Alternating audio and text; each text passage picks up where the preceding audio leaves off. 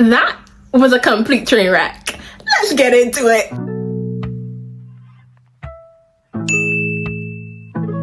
Hello and welcome back to my channel, Vamps. And if you are new, welcome. My name is Erica. I go as It's Just Erica G on everything. And thank you so much to all my new subscribers. Thanks for joining the Vamps squad. Today, we are going to get into the Ultimatum Queer Love's last 2 episodes. As I told you guys, I'm coming with my wine and my pajamas because we need to get into this hot mess. Oh, if you're wondering what I'm drinking, this is passion fruit flavored wine. I found it at the grocery store and I was just like, let me try this. It has a 15% alcohol, by the way. So yeah, this is strong. The tea was hot. They were serving all the tea that I needed from this reunion, and we're gonna get into it right now. We see Mal and YOLY. They're at the, I think that's a gazebo where Mal is about to propose to YOLY. Mal says, you know, I honor what you have with XANDER. I know that you're still in love with somebody else, because of course YOLY had to bring that up. At a time like this, YOLY still had to remind her, yeah, I'm still in love with somebody else. So as Mal is on the floor, her knee is probably grating, her foot is burning. She's just like waiting for YOLY to respond. YOLY says yes. Surprisingly, YOLY says yes, and I am shook. I am just like, this is not how I thought this was gonna go. And I think that this is just the general consensus for episode 9. Like, nothing went the way I thought it was gonna go. The next couple we see is Mildred and Tiff. Tiff is waiting for Mildred out on like a cliffside. So as Mildred is making her way to Tiff, I cannot help but think they're not gonna get engaged. I just hope that they're not gonna get engaged. Mildred, after Tiff has finally saying what Tiff has to say, is like, are you done speaking? And I kind of felt like that was petty. Like, that was kind of like a throwback to where Tiff said, you know, you don't give me the room to speak. I kind of felt like Mildred was just being petty. I was like, girl, you know that they were done talking. What's this about? Just get on with what you have to say. So I see Tiff get down on one knee and starts to propose. And I almost lose it. It was just like, I love, but these two do not need to be married. I'm like, what's going on here? Like, am I in an alternate universe? It felt like that SpongeBob meme. After Tiff does their proposal, the first thing Mildred does is kiss Tiff. I was like, respond to the proposal, woman. But anyways, that's another couple that's engaged.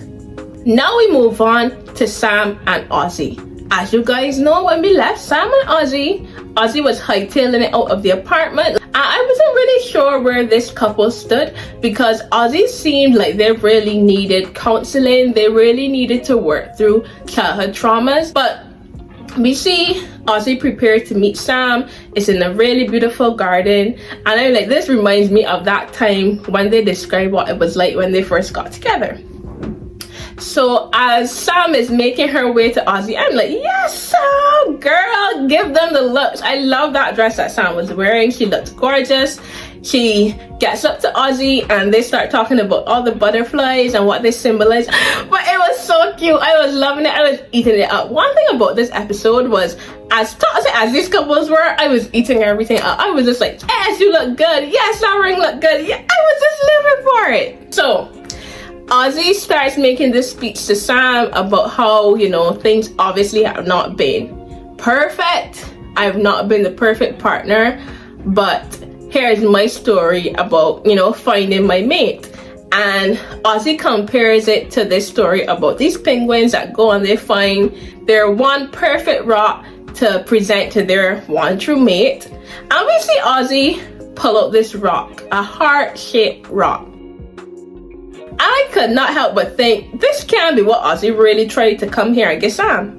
Can't be. Because Sam looked at that rock like, and I look at the screen like, I was just like, it's not giving. But anyways, AUSSIE then gets down on one knee, and the squeal that erupted out of my chest, I was just like, what? I can't believe this. What? What is going on? Not the one knee. Was the production team's goal to just get as many proposals as possible? Because I was so confused as to why AUSSIE was getting down on one knee. I really thought AUSSIE was gonna say, you know what, I think we need to take some time apart from each other and then probably rekindle in the future. But no, AUSSIE gets down on one knee, and that's when you see Sam start to light up, because Sam is like, I thought you didn't think that I just wanted this rock, this piece of pebble. So AUSSIE pulls out this gorgeous ring again, asks, will you marry me? And of course Sam says yes, and I'm just thinking, y'all are doomed, what are you doing? But here we are. Now on to Vanessa and Xander. One thing that really stood out for me was when Vanessa said that she was tired of like receiving crumbs from Xander, and I felt like that was so far from the truth. I mean, maybe for the last like 3 weeks when they did the trial marriage, I felt like at that point Xander had checked out. So for Vanessa, that probably came across as crumbs, because Vanessa was so accustomed to Xander just being so doting on her. Like everything was about Vanessa, and then to see that shift, it came drastically for Vanessa. But to me, I didn't really get the impression that Xander was giving Vanessa crumbs throughout the relationship. We see Xander start to say, you know, like, I've grown so much, and unfortunately I don't think that our journey can continue together. And I was like, whoa, this means that Xander is breaking up with Vanessa. Like, I almost couldn't believe it, because I did not expect that much growth from Xander to recognize that they needed to be on their own. Even if they have love for Vanessa, it was just really pivotal for Xander to come to the conclusion, like, as much as I love you though, I still need to be by myself. And I thought that that was a really big turning point for Xander, and it was a life lesson for Vanessa as well. Like, that rug was pulled right from under her. So the next couple we see, guys, is Lexi and Ray. I was wondering why they were wearing bags. So it was like two of them was just ready to hop on out of there in separate directions. I was so confused.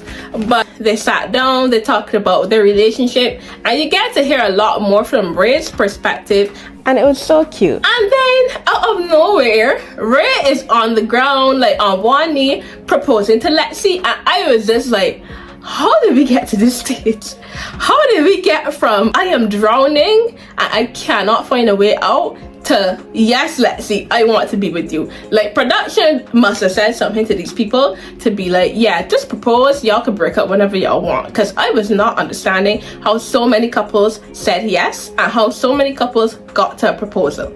But here we are. So Lexi, of course, Lexi is like taken aback, but I think Lexi was just so happy she said yes. Now, when I think it was done and over, then Lexi gets down on one knee and it's a double proposal, and I was just like, oh, this is so cute. I just love love, but also I'm so confused as to what's going on here, because y'all were not in a position to be married. And now it's on to YOLY and Xander. That hot mess of a situation, that love triangle. I was wondering at what point was YOLY gonna address Xander and the fact that she said yes to Mal. So we see YOLY and Xander, they finally get a chance to talk, and this is where YOLY actually tells Xander, I said yes, but YOLY isn't even wearing her ring. One thing about YOLY girl, YOLY is gonna get and tell Xander some real sweet words. She's gonna get and tell Mal she's here for commitment. You see them, they have a moment, they go off to the side, they try to get away from the cameras, but of course those cameras follow them, and you see like the cameras are just peeking between the bushes trying to get any little glimpse of what's going on.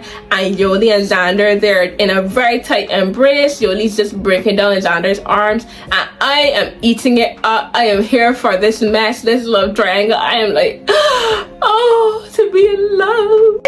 I loved it so much. Maybe I'm just toxic. But I knew that this is exactly how this would have ended. Now let's get into this reunion, because as somebody that enjoys the finer things in life, like dating, reality TV, I love Me, My Love Is Blind, I love Are You The One, I love Too Hot To Handle, I love a good reunion. Now, before I really dig into this reunion, let's talk about Miss Joanna, because I saw somebody said, like, yes, Miss Joanna, give us nothing. I thought that was so interesting, because she really did give us nothing. She really was just there. And I have to ask though, would you prefer a host that gives nothing or a host that just does too much? Because that's really what we were getting with Vanessa Lachey. Now we have Joanna, and she's just really there almost as like a prop, in my opinion. But anyways, now on to the reunion. Finally. So for the reunion, I just would like to say everybody really showed out. Everybody looked gorgeous. They looked really good. Whoever their stylists were, I must commend them, because I really like Tiff's look. I love Lexi's dress. Lexi's dress was so nice on her, that yellow. And then like Mal, y'all know I feel about Mal. Mal could run a garbage bag and I would eat it up. I would be eating it up. But Mal looked so good with like that dark hair and then that blouse with the flower. I was just like, it's giving pappy. It's giving a pappy. So a quick rundown of all the couples that were still engaged at the reunion. That's Ray and Lexi, Sam and Aussie.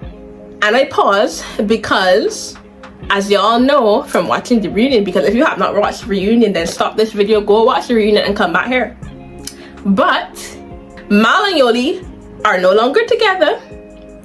Mildred and Tiff are no longer together.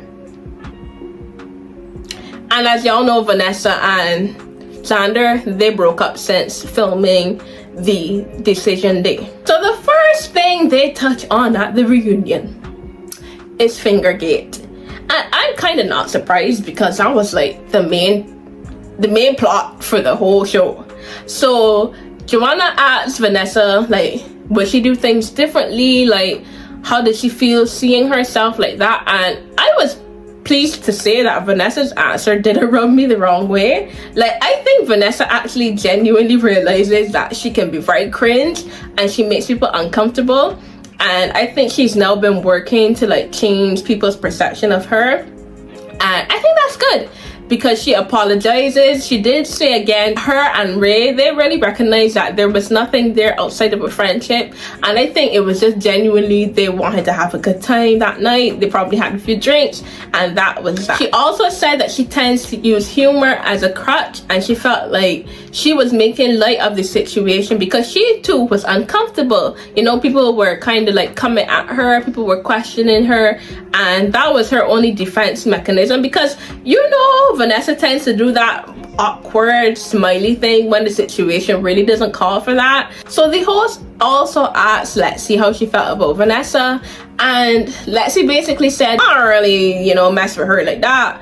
We don't even follow each other. I probably have her blocked. And I was like, one thing about Lexi, she can hold a grudge. Do not cross that woman's path. She will bulldoze and bulldoze until there's nothing left of you. I just found that so funny. She had that energy for Vanessa, and she kept that same very energy up until the reunion. She probably has that same energy all now. Now the host asked Vanessa and XANDER how has their relationship been since leaving, you know, the ultimatum. And honestly, XANDER said, we don't even speak. And I thought that that was so interesting. I was like, oh, do tell us more. Because XANDER was like, actually, I've only now seen Vanessa here at the reunion. Like, it's good to see you. And I was like, this is growth, XANDER, because I really did not think XANDER would have been able to come out of Vanessa's clutches. I really thought Vanessa, like YOLY said, had her claws dig very deep into XANDER. So hearing that they don't speak at all was wow. And I knew that it was affecting Vanessa, because as they started to talk more about their relationship, she got very emotional. And I think Vanessa, as we said, like, it was a hit to her ego to see that XANDER would actually have feelings for somebody else. But I think Vanessa really saw XANDER as like her best friend, somebody that was very important to her life. And to not be able to have XANDER in her life in any capacity was probably hard for Vanessa in some aspects. And I think parts of her did want to get back together with XANDER, but it was just interesting to see Vanessa really try to raise these tears to show people how much she was hurt by them not having a relationship anymore. Now on to Mal and YOLY. We find out that Mal and YOLY actually broke up 2 weeks after filming, you know, for the ultimatum. YOLY said they were on vacation, and that's when she found out that Mal had gotten a one-way ticket and Mal was gonna head back home. This is the part of the reunion where I am absolutely gagged. because the way Mal was making those facial expressions every time YOLY said something, I was like, yeah, there's something between the two of you that's unresolved. Honest, like, we stayed in communication some, and we saw each other while we were at Coachella. What happened? Mal is like, tell us more. I confirm that, Xander. We had mentioned that you were gonna try and come out at some point. Oh, okay. Because we had talked about it, Yeah, okay. Mal's facial expressions are killing me. You almost deserved to try. Play in front of Mal's face, and Mal finally saw it for what it was. So Mal flat out calls YOLY a liar. And I was like, yeah, YOLY girl ain't looking too good for you out here in these streets. It's not looking good. And I think even when Mal looks back at that episode where YOLY talks to Xander about, you know, accepting Mal's proposal, Mal is probably gonna be hurt, because I think YOLY only stuck with Mal because it was like this sense of commitment, like I had to see it through, and not necessarily that she picked Mal as her hell yeah. So now we get this really cute segment. They're showing all of the dogs that have participated in the filming of the Ultimatum. And I was just like, oh, this is so cute. But where are we going with this? So we see Joanna ask Tiff about Shiloh. Shiloh is Tiff's dog that caused such the blow up with Tiff and Sam in the beginning. But you know, they've later like dealt with that. So as Tiff is talking about how Shiloh was really going through it and they were there with Shiloh, this is when Mildred steps in, and Mildred is like, oh, can you confirm the dates? Because you actually knew we weren't speaking, but you told my sister that, you know, I don't think Shiloh's gonna make it and you're in the hospital right now. And I was like, where is this going? Where is this really going, Mildred? And then we get to where this is going. Girl, long story short, Tiff and Mildred, once they left the Ultimatum, they still continue to have issues. They had issues still with communication, and now they had financial issues. According to Mildred, Tiff was not working and contributing to the household the way that Mildred would have liked. And then Tiff also said, you know, I struggle to connect with Mildred's son. Now this is where things get really heated. Mildred said Tiff said I was not a good mother. Tiff degraded me. Tiff was bringing women into the household and dating other women while still living with me. And Tiff interjects. Tiff is like, well, you know, we were broken up at that time. Was I not allowed to be on dating apps? Was I not allowed to meet people? And Mildred is like, well, I'm not judging you and stuff, but at the end of the day, you are contributing to this rent, so you shouldn't really be bringing nobody in this house.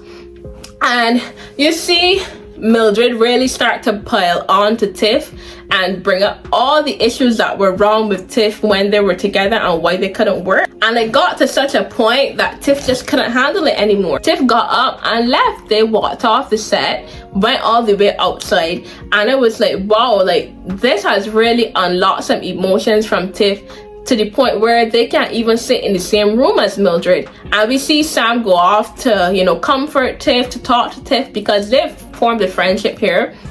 And Sam reassures Tiff and says, we're no longer with Mildred, you know, like, you don't have to fight. You don't have to prove your side. You don't have to come with receipts anymore. And I'm starting to wonder now if Mildred is... I'm starting to wonder if Mildred is going to seek professional counseling as well. So this is a story post taken from Tiff's Instagram saying the production team actually provided mental health provisions, but I just felt like when they were doing the check-ins and things were so tough with Tiff and Mildred, did Tiff ever expressed to them that things weren't going so well, that, you know, they were having problems with Mildred? And even then with AUSSIE and Sam, like, it just felt like AUSSIE hadn't addressed any of their childhood trauma. So I wonder if the cast felt comfortable using those provisions that were given to them. Because something about their dynamic with other people causes people to run the other way, and you have to look at yourself when that's always happening. Like, I know things can be hard with other people, you know, people can test you, but if you find that there's a pattern with you and other people, sometimes you do have to look at yourself and you have to wonder, what am I doing to contribute to this, and what can I do to not allow this to continue. Mildred says there was a point where I was even arrested. Mildred describes throwing a picture frame, it's shattering everywhere, throwing a baby gate at TIFF, and you know, it hitting TIFF and stuff like that.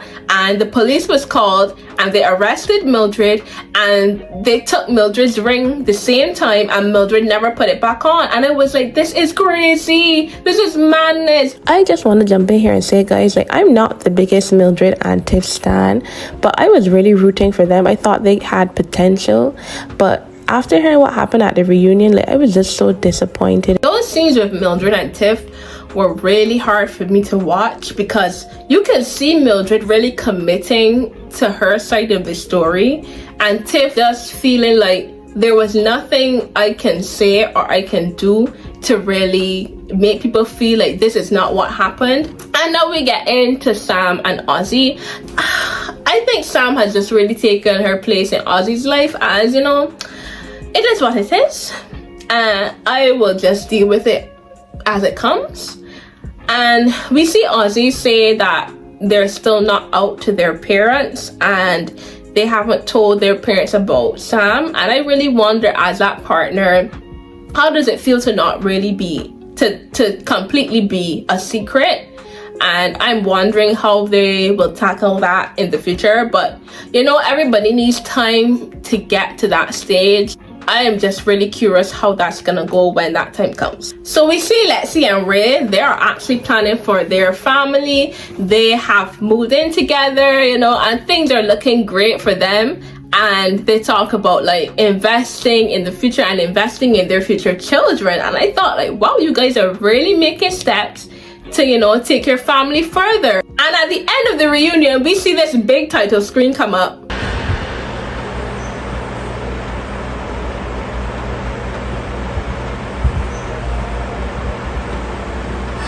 Lexi and Ray broke up, and I was just like, my word. What was the point of all of this? And that is where the Ultimatum queer love ends for us. I'm so sad that it's come to the end, but I love being on this journey with my new Ultimatum besties. Subscribe to my channel because I've decided I'm gonna continue doing commentary videos. I love watching reality TV show, and I don't know why I've not done this before. So if you enjoy my commentary videos, don't forget to like and subscribe, join the Vance Squad, and I'll see you guys in my next one. Bridgetown, I'm from